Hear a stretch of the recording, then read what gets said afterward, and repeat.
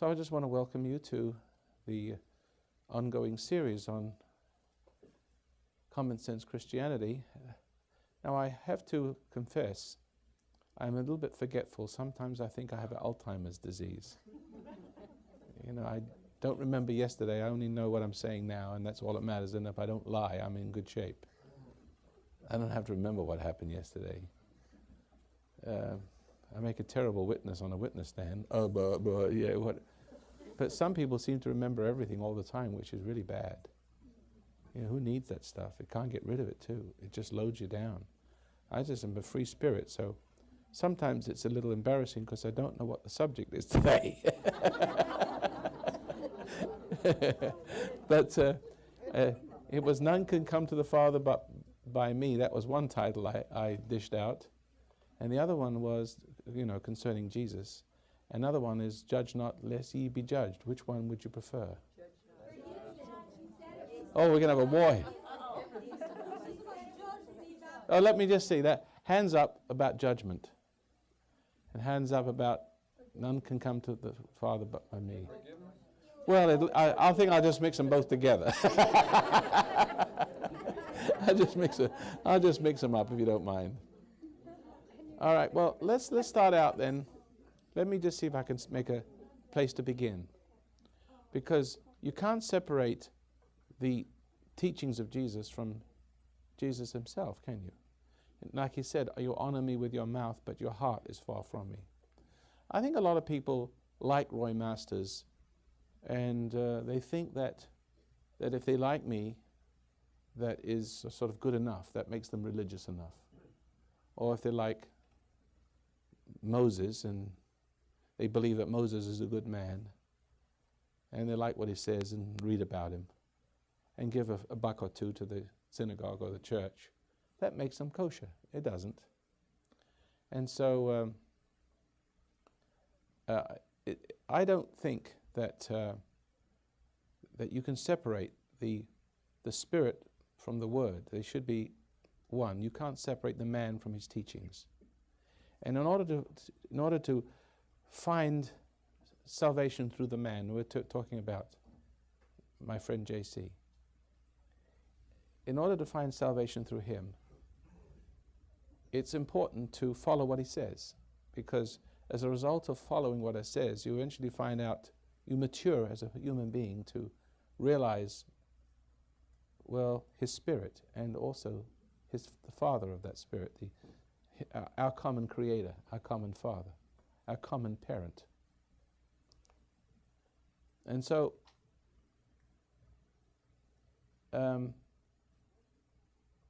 word forgiveness is the basis of all of Christian teaching. I know that it's in many other writings too, Hindu and all the Jewish and all the rest of it. But the forgiveness is a very important, as a matter of fact, vital linchpin of the whole spiritual journey. And unless one understands this, there's just no point in even coming to the talks.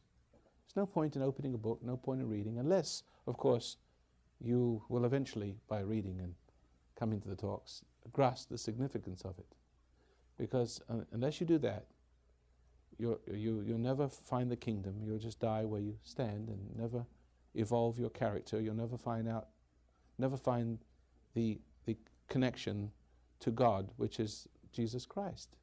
See? You'll never find the connection. You'll never realize who he is.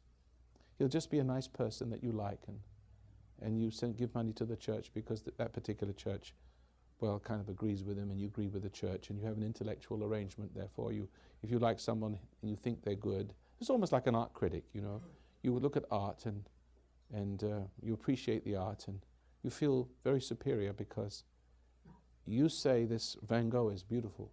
You think like, who was the guy that cut off his? That's the fellow, isn't it? Cut off his ear.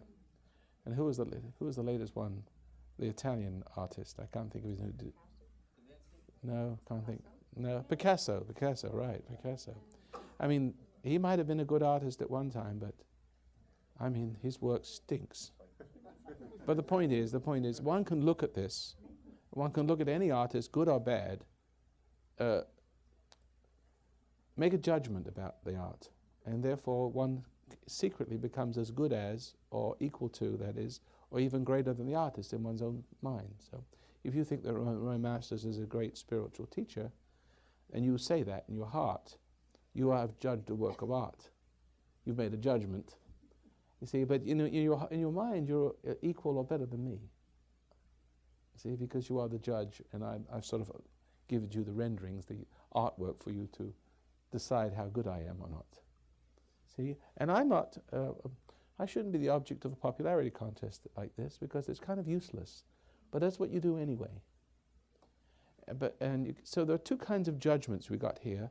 We've got judgment of good and judgment of bad. You judge a person good when you feel somehow he's a good person, and you've made him good. God has spoken. See? And you say somebody is bad, and you judge them as bad. God has made a judgment. Because what judgment is playing God. Now you may not realize you're playing God, because while you're playing God, you can't realize. Because the whole process of judgment the whole process of judgment is to involve oneself in the judging, in the knowing that one is a judge, and the knowledge that one derives a sense of judgmentship from, so deeply that you can't see anything greater than you exists. No greater God exists except the God that does the judging. It's sort of like judging diminishes consciousness of a true God and awakens in us the consciousness that we are good, the judge, a God. But we don't realize that we're playing God, because the whole process, by the emotional involvement of the judging, the intellectual emotional involvement by the judging, it reduces consciousness concerning something greater than us. See? It's a high and it's a low at the same time. Now you don't realize that while you're judging, there's a downside to it. There is. Because that has something to do with you failing. Because you cannot play God without dying. You cannot. It is impossible. If someone thinks you are good, you sort of come down to receive that, if I use that expression, to come down to receive a compliment, it could be some petty little compliment. It could be something, oh, how beautiful, how strong you are, how clever you are. If you come down to receive that, you come away from good, the truth, to be your own truth and your own good. You're coming away from consciousness and involving yourself with another form of consciousness on a lower level. It's like when you're dreaming, it is like Alice in Wonderland thought in her dream that everything was real. And surely you have dreams that are real, so real that you are frightened and you wake up and when you're awake, you are awakened to a higher consciousness, and then you see the images have not 3 dimensions as they did before. They have 2 dimensions, and they're just dreams. And it takes you a little while for your heart to stop pumping and your fear to go away, because while you were down there in the dreams were real. It's only because you didn't have a higher consciousness to awaken you to the fact that they're not real. Therefore, you had a reason to be afraid. Higher consciousness. But in that dream, you are the only consciousness. And it's like that's all there is, you and the dream. And I have to tell you that when you come down into the world of dreams, the world of judging, you're coming down into the world of intellect, where you are the only consciousness.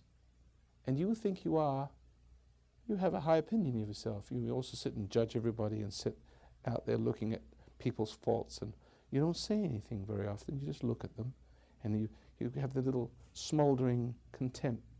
Especially women do that. That's a typical female thing, by the way. Not that men don't do it. I mean, when they become feminine, they do. But you are involved in mind thought, mind stuff, dream stuff, illusion, delusion. And in that delusion, the true consciousness is diluted. It's almost non-existent. And the only way it appears, the only way you know something's wrong is you feel guilty. You feel depressed. You feel anxiety. You know, I had a lady come to see me one day. I never forgot it because it was the first time it was presented to me this way. She was a very wealthy lady. She had plenty of money. She probably had a Rolls Royce. Everybody loved her. She had everything in the world. And she had this terrible anxiety and guilt. Like a lot of film stars, that's what makes them liberals. You know what I mean? They don't interpret the fact that they are sitting on top of the world, everybody looks up to them. And they've actually achieved the dream that everyone dreams of, being put on a pedestal, driving a nice car, everybody bowing and scraping and showing deference to you. And there they are on top of the world, and they're absorbing all of this glory. And they have, and they're all this glory to themselves, and they're sort of caught up in the downdraft of it. Something's terribly wrong, but they can't know what it is that's wrong. They're too busy in knowing themselves as right. It's a mindset. They want to be right. God never wants to be wrong. We always want to be right. So we have a lot of money, and people love us and show us favor, and never correct us and never cross us, because people won't. If you've got a lot of money, you're looked up to and you're respected. You have a lot of knowledge. You're very smart. People will look up to you, and that's the idea. You're programming them to look up to you and not question you and respect you. See? And so you buy that and you leave behind the truth of what's happening because you're buying a lie. It's a lie. You're not any good because people say you're wonderful. You're not a good person because you're a good artist. And you're not a good person because you're a good doctor. And you may be under the compulsion to hold on to the idea, the suggestion that you are a good person by working yourself. If you're a good doctor, then you will be working in the clinics 7 days a week for the poor. You see, you're under compulsion to do good for everyone, to hold on to the concept that you are good. Because if that compliment should stop, if you should stop, if they should sort of pull the compliments away, or if you should cease having money, or if you as a surgeon, you'd have arthritis in your hands and you couldn't do any good anymore, or if you couldn't work, your conscience would catch up with you. But you would misinterpret that as, oh, I feel guilty for not working. You start to resent the fact that you can't work. You start resenting your hands. You start resenting the condition, judging, hating, everything, blaming, cursing. Of course, your condition gets worse. See? But if you should ever lose all of those supports, if you ever should stop drinking and going to church and experiencing the reinforcement of your delusions, you will experience this tremendous anxiety. But you will also experience a tremendous anxiety no matter how much you can get, because there isn't enough of that wonderful stuff in the world. There's just not there's not enough gold and silver and diamonds and glory. There's just not enough in the world to keep your mind satiated with what it needs, the substance of its own sense of goodness. Because even so, it breaks down. Because each time you pump yourself up, each time you are involving yourself with the delusions, you are rejecting God to be God. And that's the sin. The original sin, and I believe there's an original sin, and I have excellent talks on that subject if you care to peruse the materials, the tapes I have. The original sin was rejecting God to be God. If you look, what did Adam do? He looked at the knowledge of good and evil, and he saw that it was good. It looked fair to his eyes.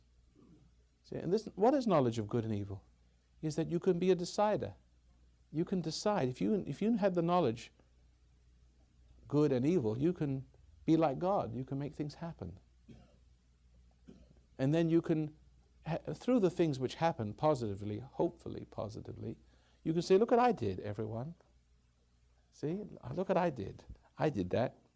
I learned this, and I rejected that, and I accepted this, and I sorted it all, and I decided to act, and therefore, look at the world I've created. Look, this is my world. Look, I'm a great artist. I'm a great doctor. Look, you must worship me. Isn't that what you all looking for in your life? Recognition? Isn't that? And don't the psychologists say it's natural to all of us to want recognition? Isn't that silly?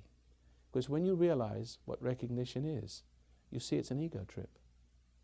And it is a journey to futility. I want to tell you a little story. I remember when I saw how silly it was. I must have been 6 or 7 years old, and I'm walking down the street. I'm just walking down the street in London. I can just roughly remember where it was, because there's certain events in my life I do remember. It's when I awake and suddenly find something awakens me. Sometimes it's temptation, sometimes it's a spiritual moment where it's a milestone in my consciousness, a memorable moment where I remember that moment. It's important. This one was interesting. A Rolls Royce stopped at the curb, and I'm walking down the street. I'm 7 or 8 years old. I may have been 10, I may have been 5, I can't remember exactly. But here I am walking down the street, and this very, very rich person gets out with a top hat, silk scarf, and starts to get out of the car and to go into a building. And I remember it. The funny thing about it, I remember a voice from within the cab said, "Oh, Daddy, is Mother coming by train or by car?"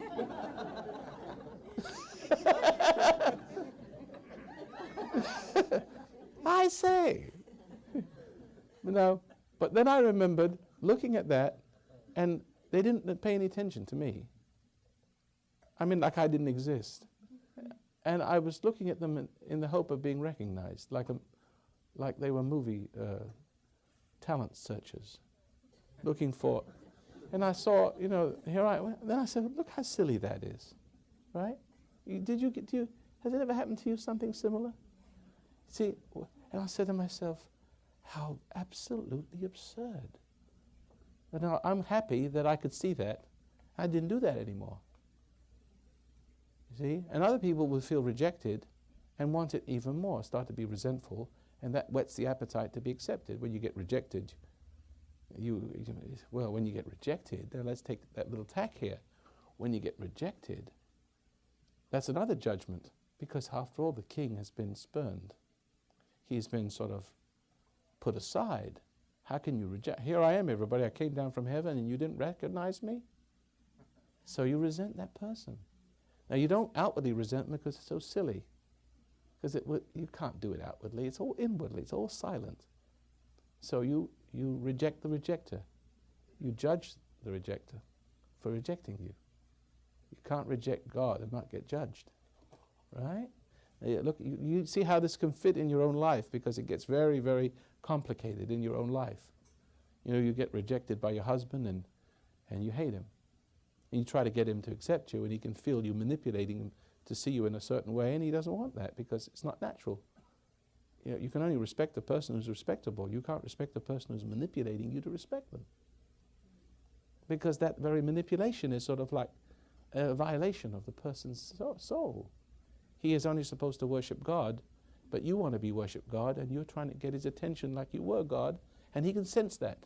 He can sense the unnaturalness of it. See, and then he resents it. And then, of course, you have a whole set of problems over there. And I can go on. The spokes of the wheel are so vast, I'm going to try to stay with the subject. But you see that rejection can cause resentment. Now, so resentment leads us to the other side of judging.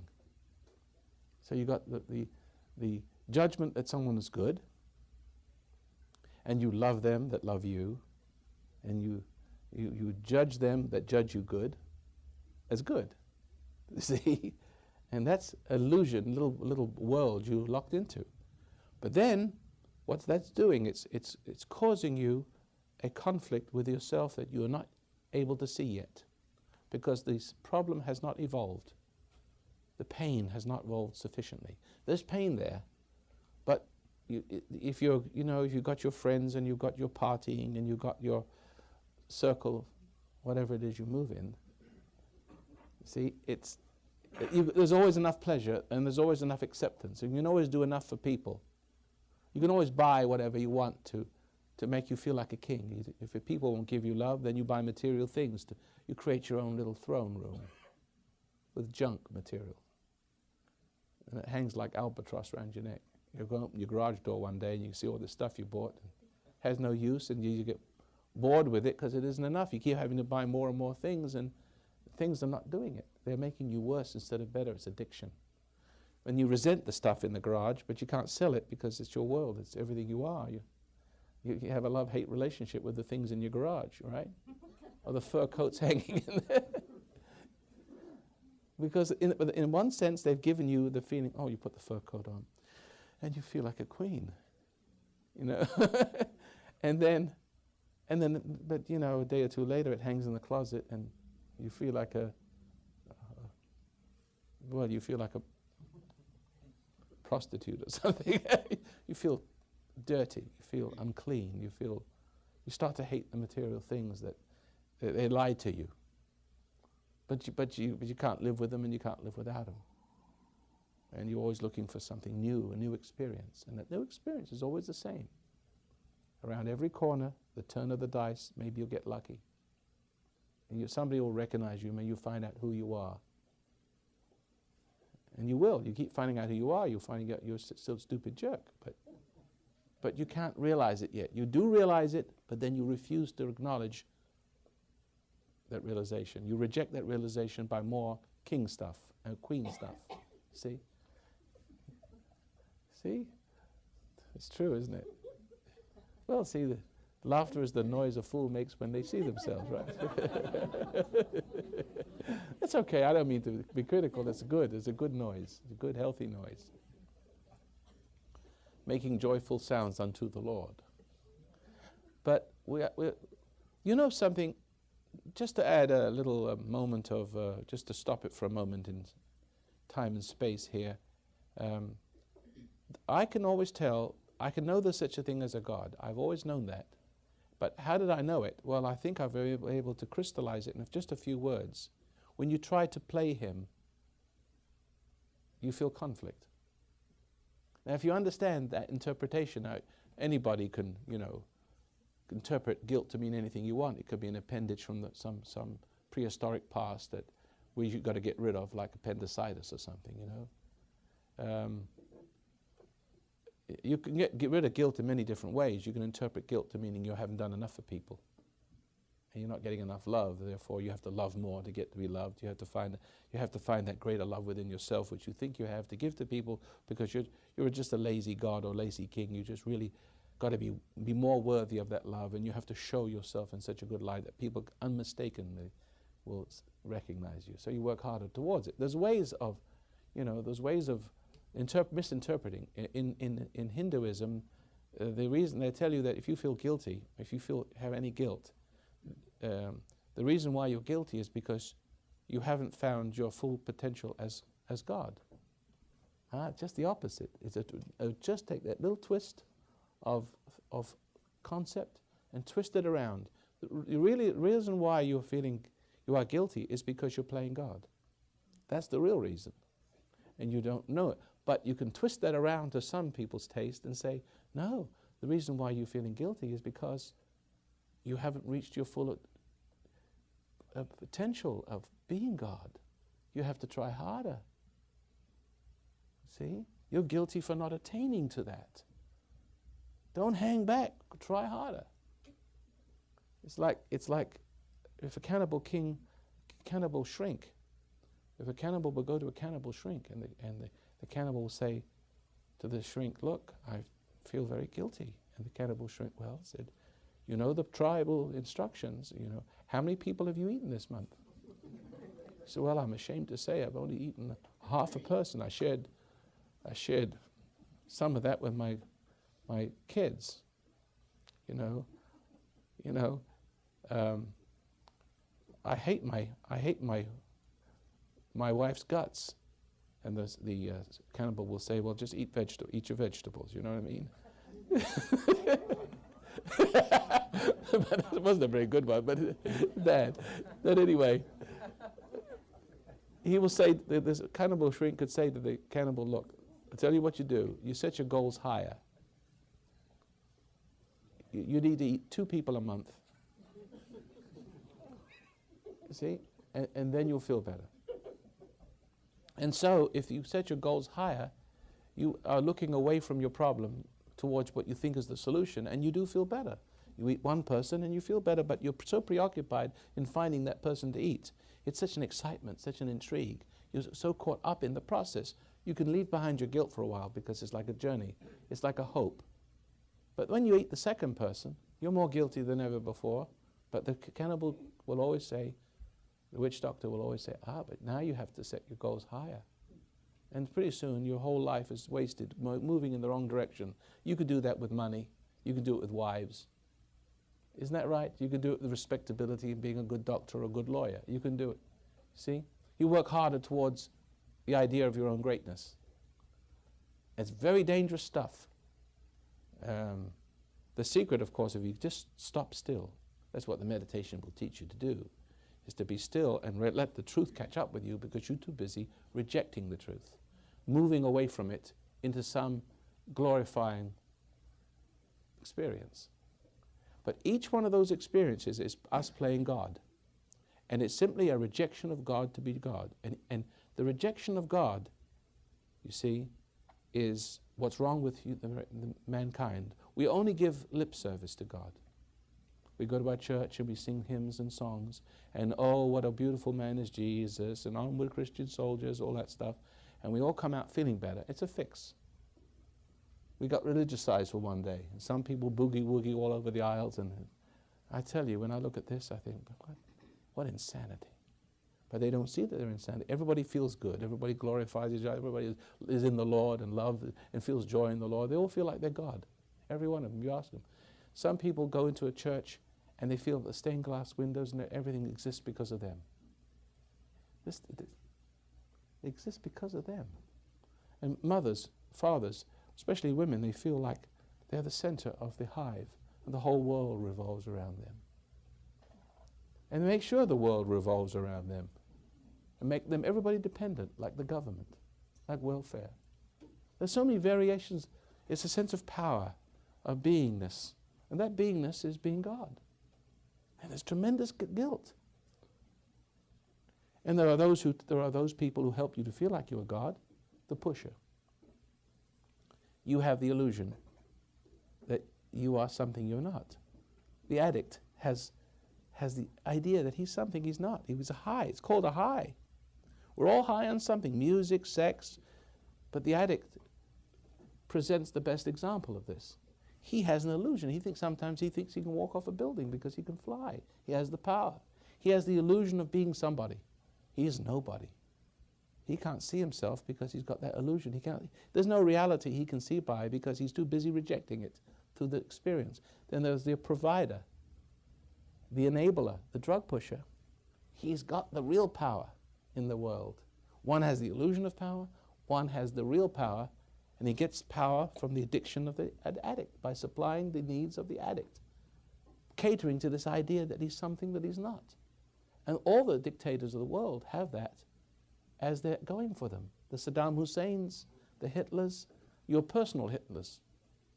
They all have the same thing going for us. We are weak. We are hungry for the idea that we're somebody.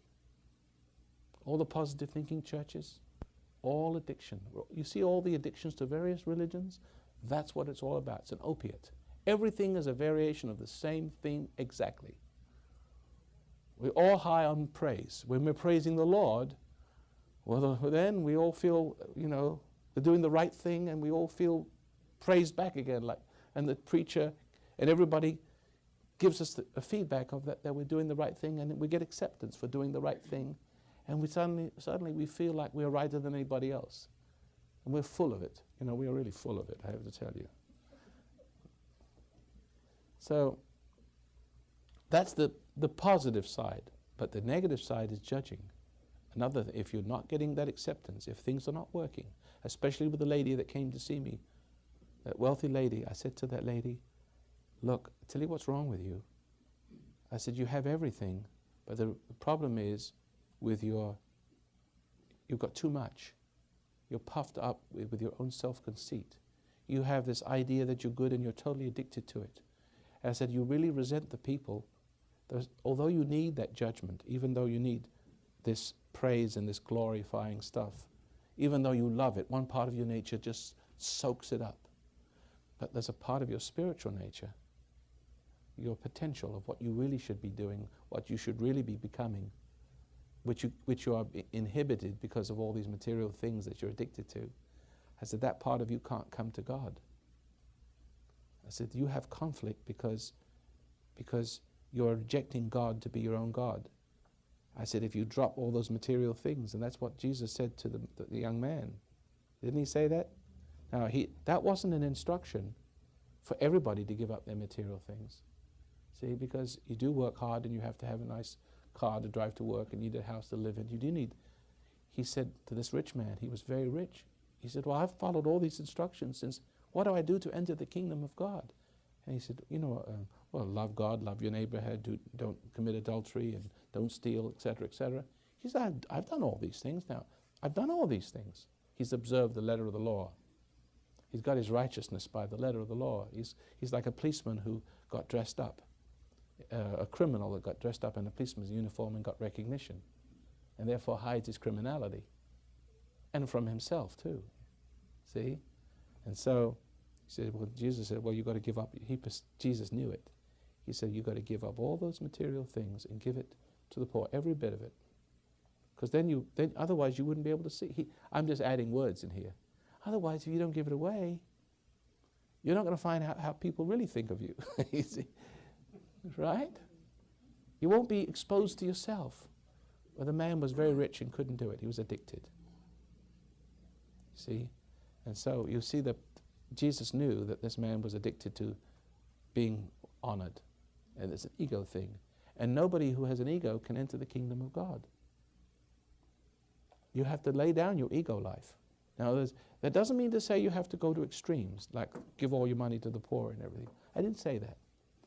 Is that you can't get high on things. I remember a time, I've always driven second-hand cars. Even though, the foundation had money, I'd prefer to use the money for the radio programs, but I do need, I do need some good transportation. I drive 60,000 miles a year, So one day, my sons went to the dealership, and I had this Pontiac Grand Am, whatever it was, with a sunroof. It was roofs that come off, and there it was sitting in front of my house, right? And they bought it for me. And so they sat me in it, and they said, okay, Dad, how's it feel?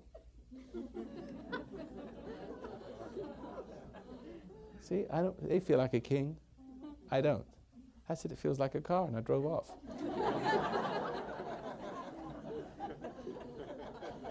See? And they were puzzled about that. They marveled at that. See? I don't feel good. I don't feel good when I get things. I don't feel bad if I'm deprived of things. I may get a slap in the face, but I just feel the sting. I don't feel bad. I don't have a hatred or judgment. Oh, you've insulted God, so to speak, How dare you? You're rude to me.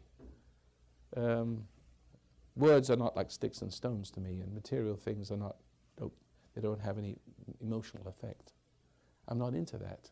My inclination of my soul is towards finding the truth that will set me free from my material reassurances, those lies, those delusions, you see. And we have to do this in a very moderate way, a modifying way. And so I know that you can actually have a rebellion like Rajneesh took the effect that material things had on people and made him so guilty, he made everybody give it all away and give it to him. And he got high as a kite. He took, everybody didn't understand. They had an unconscious rejection of the things they loved. The love-hate relationship. I mean, you have a love relationship with it. You feel good, but the things that make you feel good also make you feel terrible. And then you just kind of, anorexia. What's the other one? Nervosis. Yeah, bulimia. That's the same thing with food. You think food. Some people think, well, food will make me feel good, and they discover that food makes them feel good. But instead of making them feel good, well, it does. But it also makes them guilty because they're using the food to reject God, to feel good about themselves, food. So now at the point, or a certain point, where the food, more and more and more, they get guiltier and guiltier and guilty, they figure, well, eating is what's making them guilty. It's not eating, it's eating to deny the truth. Eating for denial, eating for escape. And so therefore they go the opposite direction. They won't eat at all. And they make themselves, some of them will die. It's such a compulsion. I'm telling you, material things you don't have to go through extremes. You have to learn the moderation in all things. Isn't that Paul? He that striveth for the mastery is temperate in all his ways. Whether it's sex, whether it's food, there's got to be a tempering. There's got to be when you're dealing with a pretty woman or a handsome man or buying a car or getting honors, achieving something and getting recognition, whether you wanted it or not, there's a way of understanding the dangers of that. Not rejecting it, but dealing with it in a sort of neutral way. If people say to me, Roy Masters, you are very clever, intelligent, feeling good already. But how do you know all these things?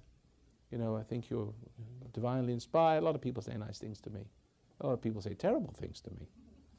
But either one, I acknowledge the fact, thank you, they do recognize there is something there, but I don't come down to grab it. I don't grab the thunder. Because otherwise I'm grabbing what is due for the Creator. I didn't create me, I'm just a vehicle, I just know that. So if I'm doing some good, it isn't my good that I'm doing the will of the Father. That's the good I'm doing, so He should get that. And if I come and grab that with my ego, it's dangerous. That's grabbing the thunder, isn't it? And so we have to learn that. So let me just modify this and give you a little thought. You'll find this in the lost books of the Bible, by the way. This saying is in there. One of the I think it was the last testament of Benjamin, one of the members of the 12 tribes of Israel. As he was dying, each one of them give this inheritance to their children. And one of the things he spoke about anger. There's a very interesting chapter on anger, but this in particular is interesting. He says, now my children, I'm dying, and I want to give you inheritance. It isn't money. These are not the exact words. It's just good advice. If any person should praise you if you were a holy man, do not be uplifted. If people, these are not the exact words, but close enough. If people vex you with cruelty and put you down and degrade you, do not be dismayed. Very simple. And he's saying that because those two extremes are ego conditions that are fed. If you get upset because people put you down, you're judging them. And the temptation is to puff up in judgment. And you come down, you fall for that judgment. And if people say, well, what a wonderful person you are. Oh, what a lovely hat you're wearing. Oh, do you really like it? Ooh, don't fall for it. Just stand back and you can accept the compliment. Don't let on. You don't have to say, I know what you're up to. You're trying to control me. I know you're kind. It's a manipulation. You just put me on. You're just building me up to let me down. There's actually there's a song that you only build me up to let me down. You remember that? Yeah. Exactly right. So you don't need to have all that thought. You just need whether it's a good compliment with a good heart, or a person who has a malevolent intent to play with your brain, to compliment you and pump you up with it and sort of blind you with praise to the next move they're going to make you dependent upon their praising you so that you want to hold on to that. You'll do whatever they want because once you come down to it, you're guilty. And once you tasted it, you got to have more and more and more, but you get guiltier and guiltier and guiltier, and you get the other person who plays the game with you, plays it to the hilt, can ruin your life. How many people know what I'm talking about? Everybody, right? All right. So I'm not telling you anything really new, am I? But I'm explaining it to you because you knew it was a problem, but you didn't know why it was a problem. You see? So it's those two things. Judgment is not only necessarily a negative judgment on people with anger. Judgment is also when you get praise. Because the pleasure side of judgment, the pleasure is as detrimental to you as the judgment of anger. The love is just as dangerous for you as the hate. In other words, if somebody loves you and you don't come down to, you don't interpret it in a way that edifies your ego, but you accept their love in a good spirit, that's not the same thing. And it could be innocent love you get and you misinterpret it. Men often interpret the innocent love of a woman for the man, and becomes very sensual and sexual and very difficult to deal with. It becomes very high-minded and heady. See? They misinterpret the natural love of a woman for a man, innocent love. So what I'm saying is that love is dangerous because it represents when love is not interpreted properly, or when it was received in a wrong spirit, or given in a wrong spirit and received in a wrong spirit. Love is two emotional legs into the earth, from which is derived a sense of ego beingness, a rejection of God. You become earthy, you become sensual, you become hungrier and never satisfied. You are loved, and then you find you're manipulated. You see the truth of that. And then you see what they're doing, and then you hate. But each time, when you're loved, you don't realize there's a downside to it. When you realize the downside to it, you hate, you judge. Again, you judge the person for manipulating you and deceiving you. Well, what you've done is deceiving you. That's what you want. You marry somebody for the deception value of their presence. If a man wakes up one morning and finds his wife as a liar, and he married a liar, he couldn't marry a real person because he couldn't live with himself. A real woman wouldn't play the game. He always chooses a woman that lies to him as she lies with him, right? See? So he wakes up and discovers that this woman's a liar. And that now he resents it. He judges her for it. He's actually chosen her for that purpose of lying to him, but then when he sees that he's got the short end of the stick in this game of lying, he resents her. And therefore the other side of judgment kicks in. So you have love on one hand, creating enslavement. Then you have the realization of it. And then you have the judgment, the negative. Eventually, each one produces the other. Love produces hate, and hate produces a need for more love. Because hate is always a rejection of God. Never mind, you feel high when you're judging, hating. You feel high when you're being loved. You feel high either way, and you can't recognize why your life is deteriorating. But there's always a conscience that's pursuing you all the way to the grave as you're deteriorating in your judgments, in your deriving a sense of who you are from the earth. Love, hate, hate, love. You're sinking into the ground. You're compensating with earth, the earth, the lusts, the lust of the flesh, the lust of the eye, the loves of the ear, and all the other senses that we try to even inject when our senses don't work anymore. We bypass them and inject drugs into our veins to try to shock ourselves away from realizing the truth about ourselves. That's what drug addiction is all about. And so when you realize this truth, if it is interpreted perfectly, the way I'm trying to get you to see it, if it's true, it's true, it's not true, you can recognize. If you're looking for the truth, you can hear it. And if you're not looking for the truth, you're looking for some Hindu truth, go to a Hindu temple, and you'll find this other truth that you're looking for. Some people are looking for this other truth. They're not loving enough, or they're not hating enough. Yeah, you can be a Nazi and get all the pleasure you want by learning, being justified in your hatred of minorities. That's what prejudice is all about, isn't it? The more there's no love in the world, there's just hate. And you've become addicted to hating and destroying and killing and plundering and murdering and deriving a sense of superior, cutting people's heads off and having photographs taken with this trophy of dehumanized being to whom you are superior. Follow that? Making people's lives miserable. You see? Creating. Your destruction is your creation, but never mind. Those who don't worship you, off with their head. It can be, people can fall to those depths. And so, I've run a gamut of symptoms here. The judging, though, can be positive, meaning apparently positive, but it's negative. It creates, each time you accept a lie, oh, you wonderful person, you come down to accept that, you're dying. And then the other side of it, when you realize the game, and when you're hungry for more love, once you get a taste of it, it's dangerous. You'll pursue it. There's no telling what you might do. Give your body, give your riches, to hold on to that illusion, because only when you're involved in that illusion is the pain of reality dulled, where life is bearable. And then pretty soon you're drained of all your money in your life, and you're in the hospital, and you haven't got any more money to give, and now you curse everybody. And you die cursing.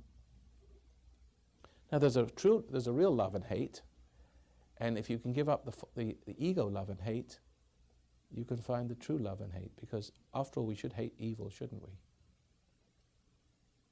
And we should love our enemy. See? But you can't do that until you learn that secret of, if people build your ego up, don't get excited about it. If people damn you, just take it in your stride. If you can learn that, but you see, it's very hard, because words are something you've built your ego kingdom on. Words have association with pictures and ideas and sensations and memories. They're evoked. Certain words evoke, like an old handkerchief, nostalgia, perfumed handkerchief, photographs, music. They evoke experiences, and you can relive them. And those are the triggers, those are the hypnotic triggers that suck you into your brain. And when the real experiences are not around, you can actually recreate them through handkerchiefs or photo albums and whatever, memorabilia. You see? Now what you want is reality. And until you are ready for reality, you can't hear what I'm saying. You can't give up your judgments. And Jesus says, judge not, lest ye be judged. And if you judge people good, you're going to feel guilty, because they're going to take advantage of you. You'll be serving that wrong God. You'll be loving and being loved, but you're being conned. You're conning and being conned, because you're not really loving a person for their own sake. You're only loving them to get you to love. Your love is a con job, and their love is a con job. What you're looking for is the lie. And the lie is coming into you. You're involving yourself with the lie. You're rejecting reality and involving yourself with lies. And you're beginning, your whole interior, imbibing the lies, believing those lies, is building a lie self within you, which that lie self is cause of the conflict. Your whole beingness is made out of lies. The earth, you compensate in the earth, and you also compensate in these lies, these delusions. And so therefore your conflict is greater and greater and greater. There's no end to it.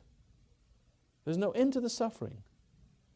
So whether you're loving and being loved, or hating and being hated, there's no end to that. You've got to drop judgment. That doesn't mean to say you drop discernment. Because you see, you have to understand that if you understand anything at all, you have to understand how it is you understand anything at all. You see me by, look, I'm an image through the retina of your eye, and in your brain I'm an image. And the only reason why you can see me is because the lights are, by reflected, you've never thought. You don't stop to think that for 1 minute that the lights are on and you're seeing me by light. You just, if you just stop for a moment, you see there's one element missing unless you stop and think about it. When you in the street, walking down the street and you see the cars and the traffic lights and shops and everything, you don't stop and think that the sun is shining and making all this possible. It's making things grow, and it's making trees and flowers grow. We eat the food. All this activity is the sun is part of it, is the illumination of even the things that are of its substance. The flowers that grow in the light, and then we make we make dresses out of flowers, out of cotton.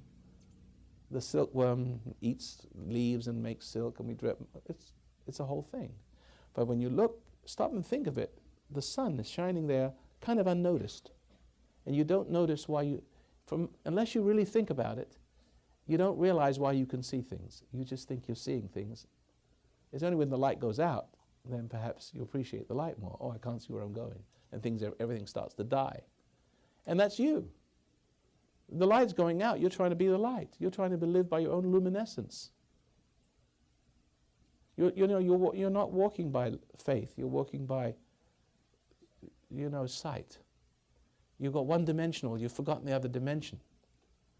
And so what I'm trying to say to you is that you've got to learn to discern. But you can't discern until you realize how it is you know things, how it is you know that something's wrong with you. You don't know something wrong with you just because you have decided something's wrong with you. By the same token, you could decide something isn't wrong with you, which is what you used to do, and it didn't work. See? And you could find some expert to say you're okay, which you believe, and it works for a little while, until you get sicker, and you need two experts. See? Follow that? I hope I'm not boring you, am I? No, I'm following a line of thought here, and I'm coming to a conclusion. So, I'm making a point of the difference between judging and discerning. There's another level of loving and hating. See, you can love your enemy, which is, well, don't judge him. If you could just sit back and realize that God is the reason why you have all this guilt is because you've been judging. You haven't realized the reason why you know things. You can see, but you got it all distorted. Because in your desire to be God, good becomes whatever makes you feel good. And bad becomes whatever makes you feel bad. But the trouble is, the people who make you feel bad are the good people. And you're rejecting the good in them like you've rejected it in yourself, because good people have this light in them, and they won't play the game. They offend you. They won't worship you. They see you as you are. So you reject them, the good in them, like you've rejected the good in yourself. So it's not possible to have a relationship with good people. But the bad people who play the game with you, those look attractive, because the inclination of your soul is such that you ripple out towards, as though for the devil, and he rises, as though you croon sweetly for his presence. You're always in trouble. One way, if you lived the life I'm telling you, you could never get into trouble, because you're not compatible with it. Because you'll be drawn to good people, they won't hurt you. Like you're drawn here, if I'm a good man, decent man, I'm not going to play games with you. Is this a whole hour already? Wow, it is. Oh, so you didn't realize we were here a whole hour, did you? Thank goodness. Well, just let me wrap it up then, because I can go on and on and on and on. Is that whenever you're making a judgment, whether it's a good judgment or a bad judgment, and you're playing God, that's a rejection of God to play God. You see, it's a rejection of God to play God. Therefore, how can he save you? How can Jesus come? How can Jesus sacrifice on the cross? How can the plan of salvation be activated if you're still playing God? And you're doing it with all the knowledge. When you judge somebody, you have rationales and reasons for everything, don't you? You're doing this with knowledge. He is good because, and he is bad because. See? And you decide that this is good because this is good for me, but this person is good for me, and this person is supportive. And it's somehow that ego has an affinity for those things. And it's a magnetic affinity for everything that's wrong, which is supportive. And then you can join with it, you to cohabit with it. And it produces this ugliness inside you which is causing conflict. An ugliness that never wants to see its own ugliness until you're ready to see the truth of things. That you are not designed to play God, and you're not designed to judge, but you're created to discern. And you can only discern by God's light, not by your own. You can only discern if you give up the judgment, if you forgive. See, look, you can't forgive because, how can you stop forgiving? Because forgiveness is part of your judgment. It's a wrong person's way of always maintaining his right. You become addicted. You're always looking for the faults. Even in good people, you'll judge good people bad. You'll judge bad people bad. You'll judge bad people good. But you've always got your judgment. And it's blocking salvation. You have to learn to discern and drop resentment, which is the handmaiden is the energy of judgment. You have to look. I don't know what the other feeling is. I haven't got a name. I've got a name for one feeling, which is the resentment, which supports judgment. But I haven't got a name for whatever it is that when you get praised. I haven't got a name for it, but it is something similar. It is a similar little electrical thing that you come down to get. And you're going to have to learn to maintain your neutrality, and it will be like dying. But only the ego will die, because you will find joy in the Lord. Because when you are not judging, then there's place for Him. It's like having candy before your dinner. If you're filled up with judgments and full up with pride and emotions and excitements and angers, if you have that as a fulfillment, then you cannot have the true fulfillment. If you don't lay down your ego animal life, you cannot pick up the spiritual life. You have to pick up the gross sensuality of things, the love and the hate and the love, until you die. You've got to be objective and discern. And discerning is righteous judgment.